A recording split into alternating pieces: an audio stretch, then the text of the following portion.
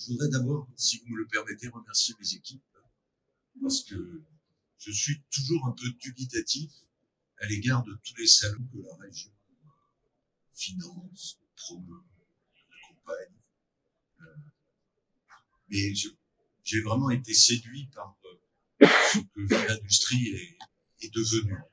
C'est pas forcément un salon de masse, c'est pas forcément un salon où il y a des démonstrations gigantesques, mais c'est un salon de contact entre des offreurs de solutions et des entreprises qui viennent de partout.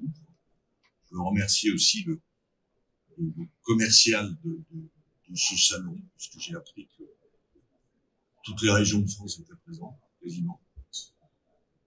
Donc si on peut faire passer le message de dire que the place to be, c'est la Nouvelle-Aquitaine, n'hésitez pas. N'hésitez pas, parce que on est là sur une démonstration qui a atteint sur une part de son objectif, même si chaque fois il faut aller plus loin, qui était de créer un écosystème gratifiant et en même temps impulsant le développement industriel dans une région. Comment être capable de retrouver ou de redonner au mot industrie une forme d'espérance et une forme d'ambition. Rien n'est jamais acquis, mais rien n'est jamais perdu. C'est vrai que la dépendance à la Chine a été une facilité, voire une lâcheté de beaucoup d'acheteurs, d'entreprises depuis les années Giscard, en fait. Et donc, aujourd'hui, on s'aperçoit qu'avec les problèmes géopolitiques, il faut réacquérir des compétences. Et on ne réacquérera des compétences que si on fait de l'innovation et des sauts technologiques. Et ces sauts technologiques, on les aura par une relation privilégiée avec le monde de la recherche, et notamment nos universités. Un des mantras du conseil régional est de s'appuyer sur nos laboratoires, sur nos écoles d'ingénieurs, les développer. On a doublé le nombre d'élèves ingénieurs, on va doubler le doublement. Et de s'appuyer aussi sur l'écosystème que l'on a mis en place à travers les plateformes technologiques. Vous avez vu le stand de la région à côté. On a 38 plateformes technologiques dans tous les domaines, y compris les nouveaux matériaux de construction, y compris le laser. Et ce que j'observe et qui me rassure, c'est que de la même manière que les collectivités territoriales, les pouvoirs publics de base avaient inventé l'incubateur, les pépinières, l'accompagnement des startups, au départ, le relais est pris d'une certaine manière par beaucoup de startups que j'ai eu l'occasion de voir comme offreurs de solutions ou pour accompagner les entreprises qui ont fait l'objet d'un audit que la région a fomenté depuis longtemps maintenant sur l'usine du futur, et d'être capable, une fois qu'il y a l'audit, que la région finance, je le rappelle, à 100%, on puisse prendre par la main le chef d'entreprise, fût-il d'une TPE de 20 personnes, puisqu'il y a 25%, je crois, d'engagement dans l'usine du futur d'entreprises de moins de 20 personnes et 60% de moins de 50. Donc à la question, est-ce que l'usine du futur ne s'adresse qu'à Turboméca à bord? Non, on l'a fait naître à Turboméca à bord, mais ça s'adresse à un tissu industriel qui doit croître de 20 à 50, de 50 à 100, pour adhérer après au club des ETI. Et c'est cette stratégie que j'ai mis en place depuis plus de 20 ans maintenant, un peu à l'allemande. Comment l'Allemagne a réindustrialisé? Elle a réindustrialisé à partir de ses PME, des entreprises familiales souvent, avec tous les réseaux qui sont présents pour devenir des ETI, pour devenir des PME performantes, qui soient capables d'exporter aussi, qui soient capables d'élever la valeur de ses productions et de son process industriel. Et le résultat est assez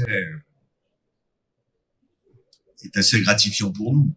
On quand je dis nous, c'est nous tous, puisque les derniers chiffres de la Banque de France que Pascal et Nicolas me donnaient tout à l'heure, de 2017 à 2021, on est la seule région à avoir créé autant d'emplois industriels.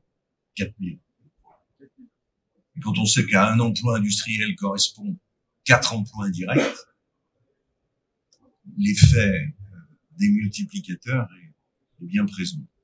Ensuite, il y a une deuxième chose. Alors, on a présenté un dossier à l'Assemblée plénière qui s'appelle un peu la conditionnalité des aides. C'est-à-dire, est-ce qu'on a le chéquier grand ouvert ou est-ce que, à un moment donné, on donne une orientation à cette aide. À un moment donné, les retours, le débat dans l'Assemblée du Conseil régional, voire le Conseil économique et social, c'est oulala, vous allez mettre des choses qu'il ne faut pas mettre quand on parle à une entreprise. Et c'est une grave erreur de penser cela. Une grave erreur pour deux raisons. D'abord, quand je regarde les relations interindustrielles, grands groupes, sous-traitants, ce que demandent les grands groupes est souvent beaucoup plus précis sur l'angle social, l'angle environnemental, l'angle de qualité de vie au travail, que ce que nous faisons. C'est pas idiot. Deuxièmement,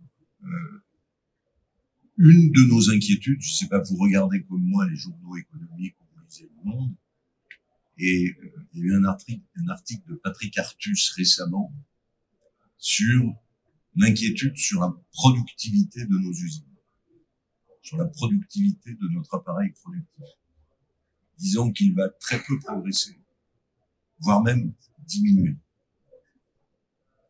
Et donc, toute notre réflexion, la réflexion de la région, c'est quid des bons de productivité, parce que nous, on en fait à travers l'usine du futur. C'est plus 30 à 50%. Donc après, on n'est plus, quand on dirige une organisation syndicale comme le MEDEF, on n'est plus simplement dans une stratégie de dire comment j'augmente mes revenus ou comment je baisse mes impôts. On doit être dans une stratégie industrielle. Et cette stratégie industrielle, elle passe par tous les dispositifs qu'on a mis en place sur la robotique, la cobotique, sur la baisse de la consommation énergétique, sur des choses qui sont concrètes dans le bilan et dans le compte d'exploitation. Ouais. Et aujourd'hui, mon souhait, c'est que les entreprises soient le fer de lance de la transition énergétique, environnementale, climatique, écologique.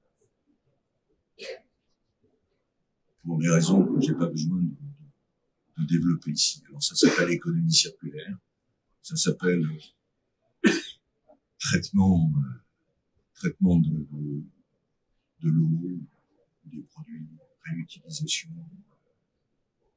Et on a de très belles boîtes. D'ailleurs, l'attractivité de la région, elle est assez, pas surprenante, mais en même temps très gratifiante. J'utilise ce mot encore une fois. On voit qu'une entreprise s'appelle Alpha Kitty, s'installe sur le bassin de lac et va transformer des champignons en principe actif de médicaments ou des krill. Quand on voit que il y a une autre boîte qui s'appelle Carester, qui est issue d'ailleurs de Solvay, de salariés de Solvay, et qui va démanteler des aimants pour récupérer des terres rares. On voit qu'on a une boîte à Tulle qui s'installe, une boîte, je crois qu'elle est écossaise ou hollandaise, écossaise, qui va récupérer des chutes de titane, c'est du titane, et qui va non simplement le recycler, mais le régénérer. C'est-à-dire qu'on pourra le remettre en début de chaîne de production. Et cette attractivité-là, on en est fiers au niveau de la région. Alors bien entendu, toute la réflexion qu'on a aujourd'hui, c'est comment est-on, nous, région, un peu plus loin. Comment ce qu'on a initié il y a 15 ans, 20 ans, et qui est devenu banal, repris par des organisations bancaires, du privés, etc. C'est quoi le pont plus loin pour la région? Et ça, on ne peut le faire que dans l'immersion que les équipes de la région ont avec vous. Parce que la force de ce qu'on a structuré au niveau des équipes économiques de la région avec les organisations consulaires, c'est d'être immergé complètement dans le process industriel, la prise en compte, bien entendu. Nous, on est là pour représenter la société, pour avoir aussi quelques compétences dans le domaine industriel. Mais comment on est capable de fomenter l'avenir, de préparer l'avenir? On n'a plus de commissariat général au plan, en tout cas il est invisible. Donc comment on est capable, dans cette relation privilégiée que l'on a entre vous, toutes vos innovations, toutes les ruptures que vous faites, et on en a vu de belles ce matin, on en a vu de très belles, des solutions qui monteront jusque dans les grands groupes, jusque chez Alstom, jusqu'à Airbus, jusqu'à Safran. C'est une vraie fierté pour nous de ça.